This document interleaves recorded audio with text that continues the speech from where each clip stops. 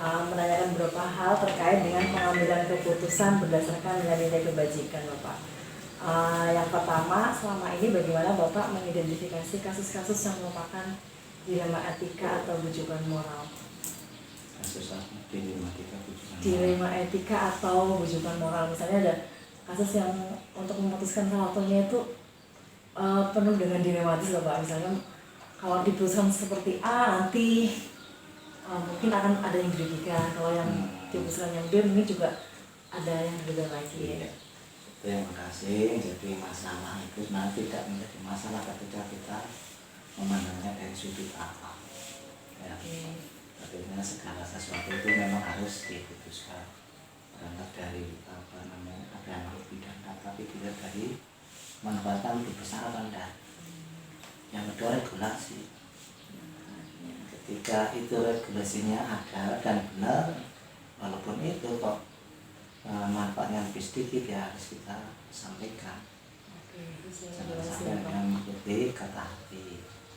Ini kan kita berdinas harus mengikuti regulasi ya. Terus kalau selama ini bagaimana Bapak menjalankan pengambilan keputusan di sekolah, terutama untuk kasus-kasus dengan dua kepentingan yang sama-sama benar atau yang sama-sama mempunyai nilai kebajikan gitu, Pak? Ya mudah saja. Jadi kita dengarkan dulu masalahnya, kemudian kita sampaikan regulasinya, kemudian masing-masing semua menerima, ya udah selesai. Prosedurnya seperti apa, Pak, yang selama ini dilakukan? Dibangunnya komunikasi. Komunikasi ya, Pak. Komunikasi dengan pihak-pihak tersebut ya, Pak. Kemudian hal-hal apa yang selama ini menurut Bapak dianggap efektif dalam pengambilan keputusan kasus-kasus dilematis, Pak? Yang pertama jelas komunikasi yang utama. Yang kedua bagaimana menempatkan orang-orang sesuai kompetensi. Ya, dan yang ketiga integritas. Integritas. Ya. Kemudian hal apa yang selama ini merupakan tantangan Bapak nih dalam mengambil keputusan kasus dilematis, Pak? Sebenarnya tidak ada istilah tantangan ya, kayak klop dan nggak klop. Ya, karena kita bicara juga tentang karakter. Setiap ada perubahan mesti ada tantangannya. Tinggal bagaimana kita membatasi tantangan itu menjadi kebutuhan bersama. Gitu ya. Kemudian misalnya nih ada nggak prosedur seperti misalnya jadwal tertentu untuk penyelesaian kasus-kasus dilematis tersebut, Pak? Apa langsung diselesaikan di tempat atau ada prosedur lainnya untuk menyelesaikan kasus tersebut? Sesegera mungkin. Oke. Bentuknya seperti apa, Pak? Ya pertama harus duduk bersama apa masalahnya, kemudian solusi yang paling tepat apa. Tidak ada paham. Sehingga itu selesai. Ya. Selanjutnya, Pak, adakah seseorang atau faktor-faktor yang selama ini mempermudah atau membantu Bapak dalam pengambilan keputusan kasus-kasus dilematis, Pak? Hanya Tuhan. Hanya Tuhan. Oke. Mungkin pihak yang berkait dengan kasus tersebut misalnya yang bisa diajak kerjasama kan gitu. Ya, jadi manajemen itu bukan begitu, tapi sebenarnya ada yang namanya tim manajemen sekolah. Dari ring 1 semua wakat dan semua. Ring 2 semua urusannya mengatur setiap dari belajar. Pertama administrasi. Ring 3 barulah umum maka dengan profesi. Fungsional itu selesai. Dari semua hal yang sudah disampaikan Bapak tadi, pembelajaran apa yang bisa Bapak petik maupun dari pengalaman yang selama ini Bapak ada di Pak? Yang pertama jelas bangun komunikasi dengan baik. Sehingga keluarganya itu lebih indah. Yang kedua budayakan sistem gotong royong, jangan sistem kompetisi. Karena sistem kompetisi tidak baik, tapi sistem kompetensi itu yang lebih utama. Kompetensi ya. Tidak kan kompetensi dengan kompetisi, kalau ini bersaing. Yes. Ya, karena kita bekerja sama buat persaingan. Ya, oke, siap. Ya, itu saja Bapak. Terima kasih untuk waktunya. Sehat selalu buat Bapak. Kurang berkenan ya.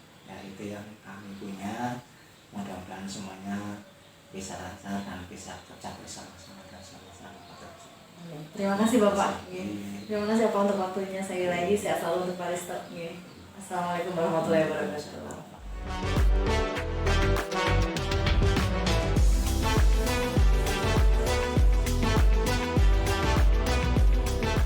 Assalamualaikum warahmatullahi wabarakatuh. Waalaikumsalam warahmatullahi wabarakatuh. Selamat sore Bapak. Selamat sore. Sehat ya Bapak ya? Alhamdulillah Ya. sehat.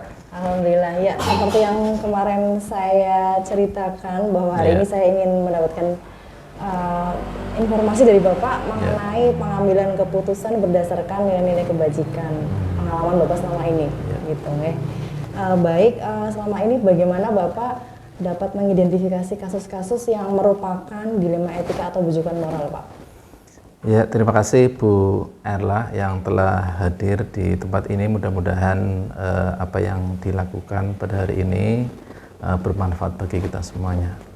Terima kasih atas pertanyaannya. Jadi, bagaimana mengidentifikasi sebuah kasus, apakah itu termasuk dilema etika atau mungkin bujukan moral ya. Jadi memang untuk mengidentifikasi ini memang butuh ketajaman dalam melihat sebuah kasus ya. Apakah ini termasuk kasus yang sama-sama memiliki nilai yang benar atau yang satu benar, yang satu kurang. Maka yang dibutuhkan adalah ketajaman dalam mengidentifikasi masalah ya. Begitu. Ya Bapak. Kemudian selama ini bagaimana Bapak menjalankan pengambilan keputusan di sekolah Bapak, terutama untuk kasus-kasus yang di mana ada dua kepentingan yang sama-sama benar atau sama-sama mengandung nilai kebajikan, Pak? Ya. Ketika ada kasus di sekolahan terkait dengan permasalahan dilema etika, memang yang pertama adalah mengidentifikasi masalah ya, identifikasi masalah, kemudian kita pilah-pilah. Nah, dari identifikasi masalah itu kemudian kita mencari fakta-fakta, kemudian kita kumpulkan. Setelah itu kita komunikasikan dengan pihak-pihak yang bermasalah ya.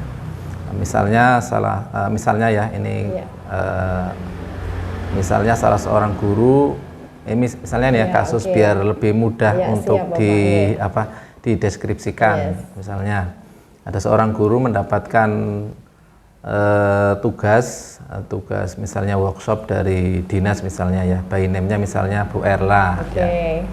Kemudian satu sisi Bu Erla sebagai guru bahasa Inggris juga punya tanggung jawab kan ya, tanggung jawab untuk mengajar. Nah ini kan juga dilema etika.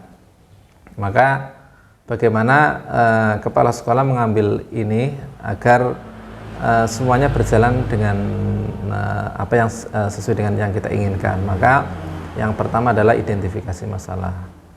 Masalah apa? Yang pertama terkait dengan surat tugasnya, bahwa surat tugas dinas merupakan kewajiban ya yang harus dilaksanakan. Maka ini harus dilaksanakan. Kemudian satu sisi itu siswa juga harus mendapatkan haknya ya untuk mendapatkan pendidikan. Maka ini juga dilaksanakan. Nah, maka untuk siswa ini bisa bisa dialih tugaskan kepada pihak lain ya, atau mungkin juga dialihkan oleh guru yang lain. Nah, sehingga semuanya berjalan dengan baik. Maka ini salah satunya adalah mengidentifikasi, kemudian memilah-milah, kemudian mencari fakta, kemudian didiskusikan dengan yang sedang mendapatkan masalah itu. Ya, siap. Berarti tadi langkah-langkah atau prosedurnya itu yang Bapak lakukan adalah yang pertama mengidentifikasi dulu. Ya, mengidentifikasi. Ya, kemudian mencari fakta-faktanya. Ya. Dan mengkomunikasikan dengan pihak-pihak terkait. Dengan pihak-pihak terkait. Oke, kalau menurut Bapak hal apa saja yang selama ini Bapak anggap efektif dalam pengambilan keputusan untuk kasus-kasus dilematis, Pak? Yang paling efektif adalah berdiskusi ya, langsung dengan pihak-pihak terkait. Misalnya dengan Bu Erla sendiri ya langsung berdiskusi.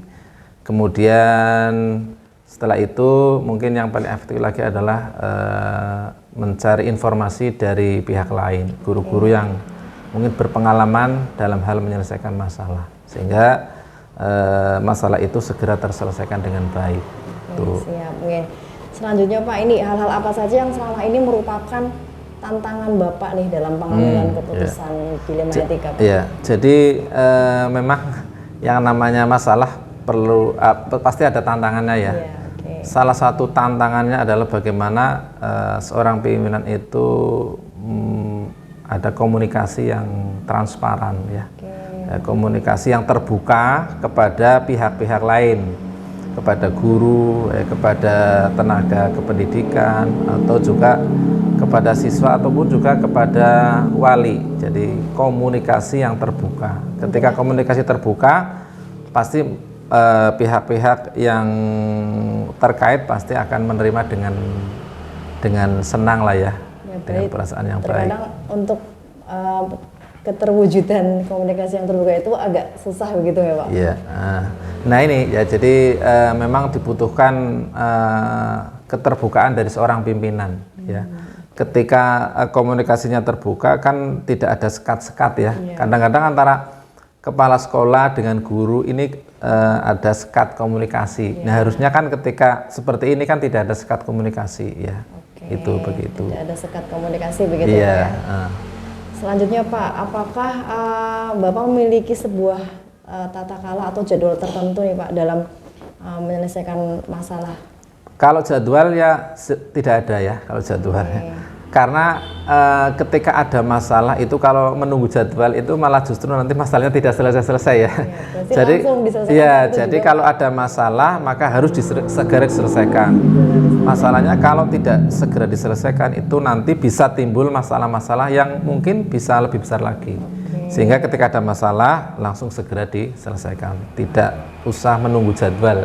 Oke, ya berarti langsung ya Pak ya. Iya.